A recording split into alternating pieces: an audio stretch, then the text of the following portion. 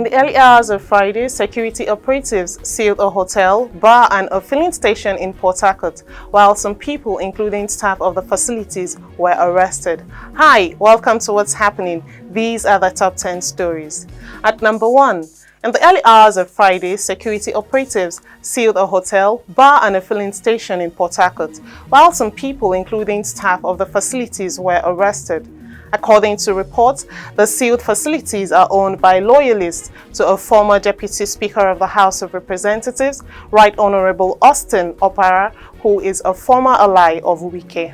This is coming 2 weeks after Governor Nyesom Wike had threatened to seal off hotels and relaxation centers who let out their facilities for political meetings, accusing them of plotting to destabilize the state. The State Police Command is yet to address this issue.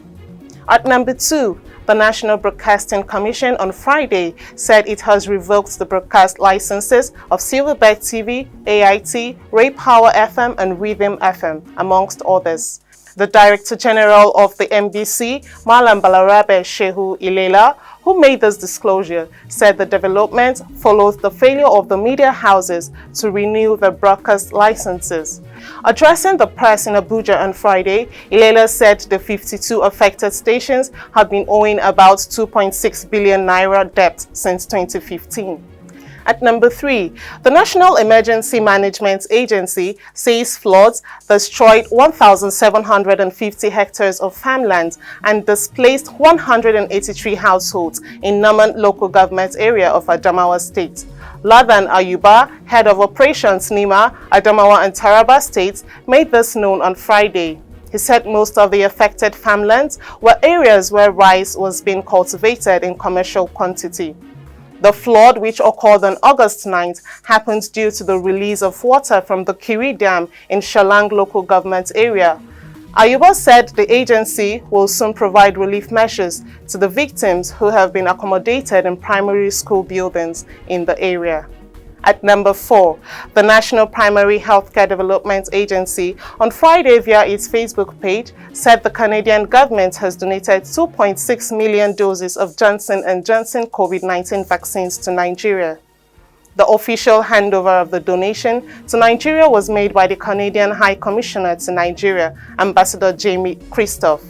In his speech, the agency's executive director, Dr. Faisal Shoaib, said the donation was critical to helping Nigeria ramp up the vaccination rollout process. He enjoined states to step up actions to flag off the Scales 3.0 strategy and follow with intensive actions to ensure that every eligible adult and child is vaccinated. At number 5, the Osun State Governor, Adeboyega Oyetola, has approved Monday, August 22nd, 2022, as a public holiday in commemoration of this year's Isese Day. The Isese Day celebration is usually held days after the annual Osun Osogbo Festival. The state government made this known via a press release issued and signed by Olelokon Badmus, the Commissioner for Special Duties. The governor urged the traditional religion worshippers in the state to pray for the growth and development of the state in Nigeria. At number 6, the Nigerian Football Federation has fixed September 30th, 2022 as the date for the NFF Elective Congress 2022. The date was approved at the NFF Executive Committee meeting held at the Best Western Hotel, Victoria Island, Lagos State on Thursday. The news was contained in a communique issued on Friday by NFF spokesman Ademola Olajire. The Congress also approved that the present NFF Executive Committee remain in office to conduct the 30th September 2022 elections. At number 7, the International Air Transport Association has warned President Muhammadu Buhari of their consequences as his regime continues to withhold foreign airlines revenues amounting to $464 million. The IATA urged Buhari's administration to prioritize release of the funds before more damage is done, noting that the failure to do so will affect Nigeria's access to its services. The Global Airlines Association said airlines can't be expected to fly if they can't realize revenue from ticket sales.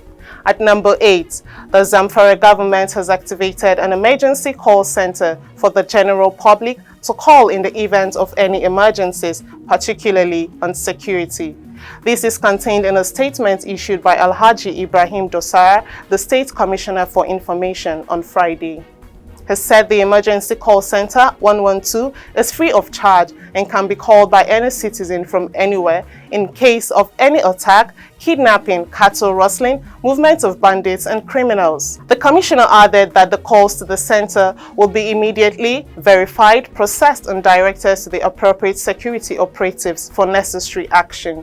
At number 9, the Chief Medical Director of the Lagos State University Teaching Hospital, Adetokunbo Fabomo, says 35% of nurses in the hospital have resigned from the facility.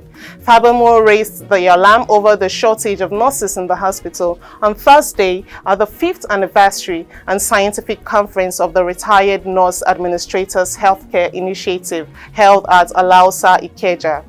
However, he mentioned that the management of LASUTH was in the process of firming up plans to engage retired nurses on a contract basis to ensure that patients do not suffer due to the mass exodus of nurses.